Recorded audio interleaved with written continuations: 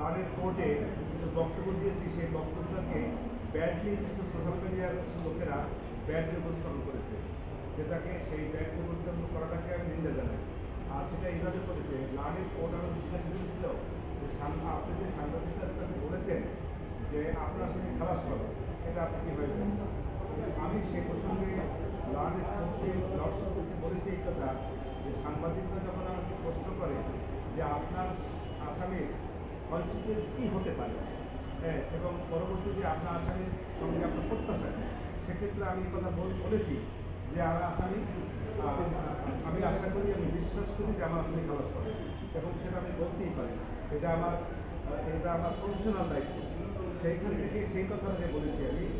তখন আরও একটি কথা বলেছি যে লালিত করে আরেকটি কথা বলেছি যে লালিত করে যদি আমি বলি যে আমার আসামি খালাস পাবে না, সেটা কি সঠিক হবে? সেটাকে আমি বলতে পারি। এবং এগুলো যদি বলি যে লালিত কোর্ট আমাকে নিয়োগ দিয়েছেন, তাহলে বিষয়টা বিশেষ মানুষ মনে করবে যে এটা একটি মানে এমন লয়ারকে দিলাম যে লয়ার বলতেছে আসলে ফাঁসি হবে বা সাজা হবে। সেই প্রসঙ্গে একটা কথা, এবং সেখানে একটু মৃত হাসাহাসি হয়েছে।